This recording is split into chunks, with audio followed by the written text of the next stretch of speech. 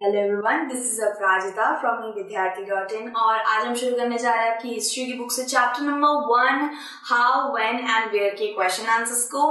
तो कुछ ही क्वेश्चन आंसर्स इस चैप्टर के अंदर और हम उसे कर लेंगे जल्दी से, जिससे आपको बहुत ज्यादा मदद मिलेगी। सो ये आपके एक्सरसाइज से ही हैं, टोटल 4 क्वेश्चन है। चलिए इसे कर लेते हैं। सबसे पहला क्वेश्चन है हमारा स्टेट वेदर ट्रू और फॉल्स। तो ये हमारा ट्रू और फॉल्स आ जाता है, हमें ट्रू फॉल्स करना है। पहले वाला देखते हैं भाई क्या है।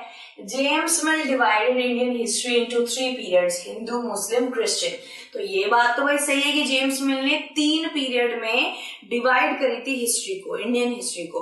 पहला है हिंदू, दूसरा है मुस्लिम, तीसरा है क्रिश्चियन। अब बस यहाँ पे एक चूक हो गई है कि क्रिश्चियन के बदले यहाँ पे आ जाएगा ब्रिटिश, क्योंकि हिंदू, मुस्लिम और ब्रिटिश में डिवाइड करा था, ना कि क्रिश्चियन में। तो यहाँ पे भाई हमारा आ जाएगा फॉल्स, क्योंकि ये गलत सेंटेंस है, क्योंकि यहाँ पे ब्रिटिश आना चाहिए था। ठीक है, सो बी वाला करते हैं।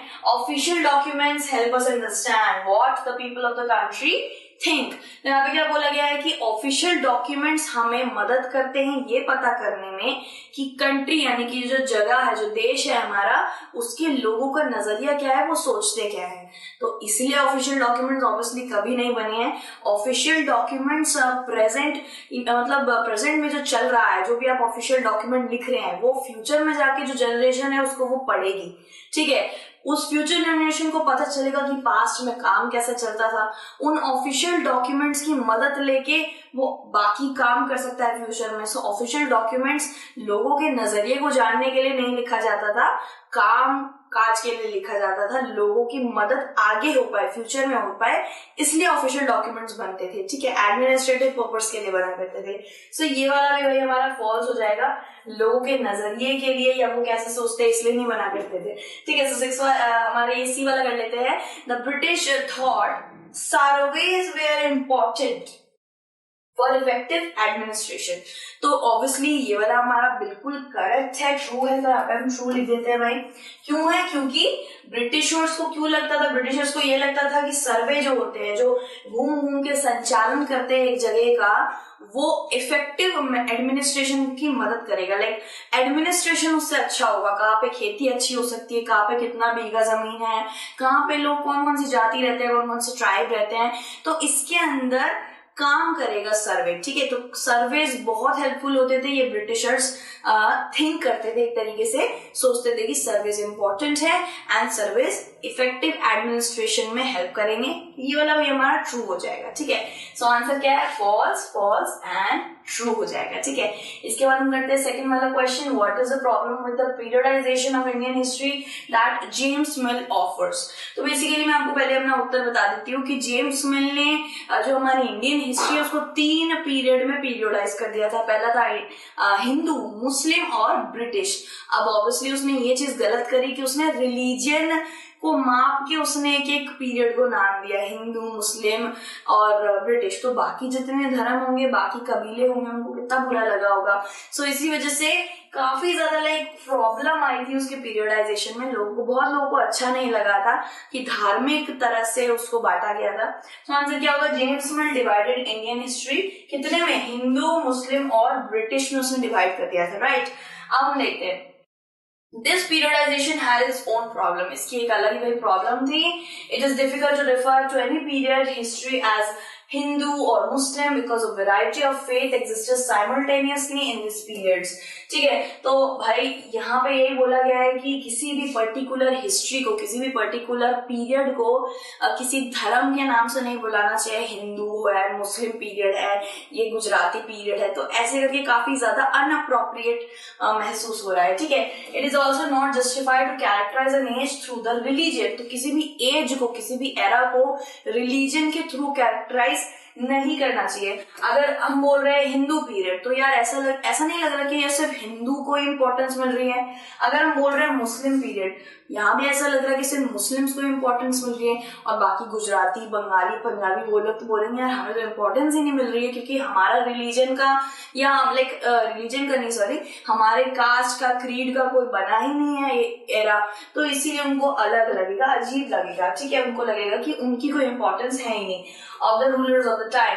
तो यहाँ पे यही है कि रूलर भी उस वक्त पे ऐसे नहीं करा करते थे, बाकी राजा रजवाड़े भी इस वक्त पे ऐसे नहीं करा करते थे जैसे ब्रिटिशर्स ने किसी एक पर्टिकुलर रीजन को लेके कर दिया था ये, ठीक है।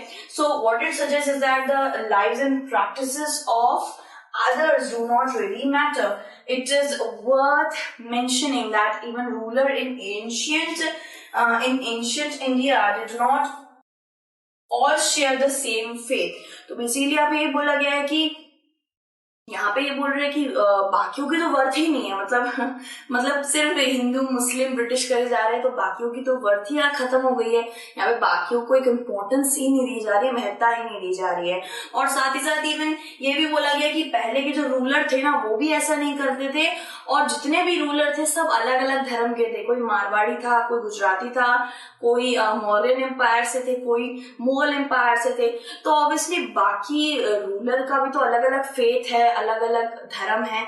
तो यहाँ पे तो उनका धर्म नहीं दिखाया जा रहा है। यहाँ पे सिर्फ तीन चीजों की बात हो रही है, हिंदू, मुस्लिम और ब्रिटिश। अगर समझ लीजिए कोई मॉडर्न एम्पायर से, तो उसको कितना बुरा लगेगा कि मेरे धर्म को तो लिया ही नहीं इन लोगों ने। सो ये इसका बहुत बड़ा प्रॉब्लम थी, दिक्कत थी, जो जेम्स मिल ने खड़ी कर दी थी। ठीक है, क्वेश्चन नंबर 3 क्या है? Why did the British preserve official documents? जो ऑफिशियल डॉक्यूमेंट्स होते थे वो ब्रिटिश क्यों प्रिजर्व करते थे?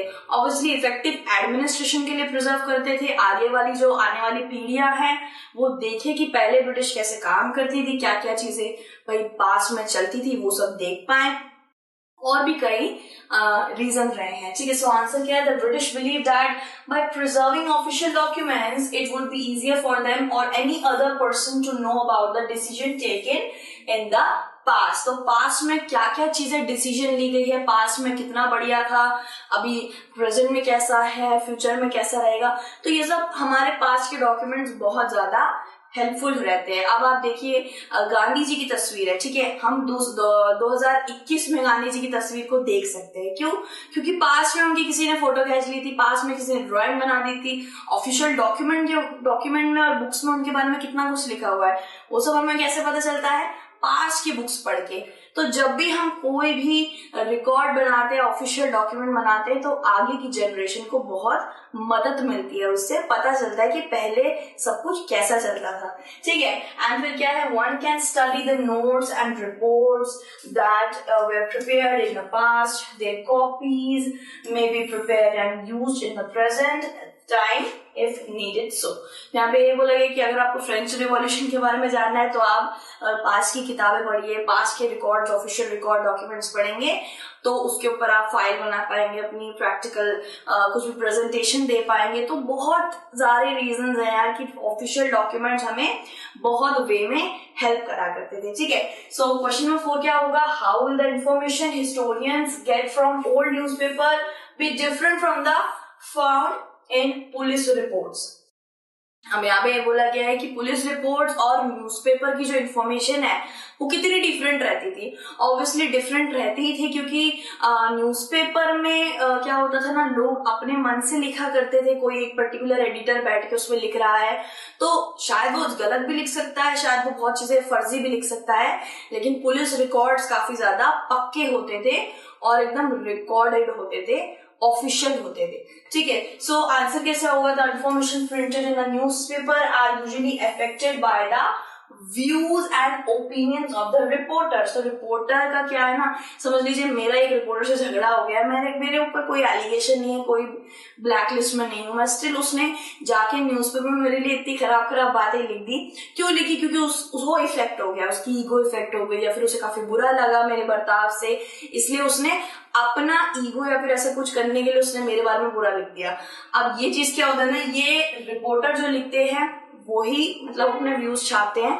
ऐसा नहीं बोल रही हूँ मैं कि सारे रिपोर्टर्स ऐसे होते हैं, लेकिन कहीं कहीं पे रिपोर्टर्स एक चीज को बहुत बड़ा चढ़ा के बोल देते हैं। ठीक है, सो रिपोर्टर्स के व्यूज इतने ज्यादा मतलब अनअप्रोप्रिएट भी रह सकते हैं, वो बिल्कुल कच्चे चिट्टे लाइक सफेद नहीं होते दूध जैसे। ठीक है, so news editors etcetera, news editor कैसे भी लिखने बोलेगा वो लोग लिख देंगे, उनकी बातें मानेंगे obviously. But what historians find in police reports are usually true and realistic. Police reports में वही चीजें दर्ज होती थी जो बिल्कुल असली होती थी, जो उस वारदात पे सारी चीजें होती थी वो सब पुलिस रिपोर्ट में लिखी जाती थी, और एक भी चीज फर्जी नहीं होती थी, क्योंकि पुलिस रिपोर्ट्स और पुलिस सब कुछ किससे एडमिनिस्ट्रेशन होता था? डायरेक्ट गवर्नमेंट से, और गवर्नमेंट के जितने भी अंडर चीजें हैं वो उधर किसी का भी व्यू और किसी का भी लाइक न्यूज एडिटर इन सब का कुछ भी लिख दो, ये सब नहीं चलता है, वहां सब अकॉर्डिंग टू द लॉ होता है, ठीक है। सो ये हमारे क्वेश्चन आंसर्स थे। आई होप आपको मजा आया होगा एंड आपको मदद भी मिली होगी इससे, ठीक है। आप एक चीज कर सकते हैं, जब मैं आप क्वेश्चन रीड कर रही हूँ तो आप पॉज कर दीजिए वीडियो, अपने आप से क्वेश्चन देने मतलब क्वेश्चन का आंसर देने का ट्राई करिए एंड देन फिर मेरा आंसर सुनिए और उसके बाद दोनों को कंपेयर करिए कि आप कितने प्रिपेयर्ड है, आपने कितना सही बोला है, ठीक है। इसी के साथ इसके हमने क्वेश्चन आंसर कर लिए हैं और फिर से मिलेंगे with another video. I hope आपको मजा आएगा। अपना ध्यान रखिए, टेक केयर, बाय बाय।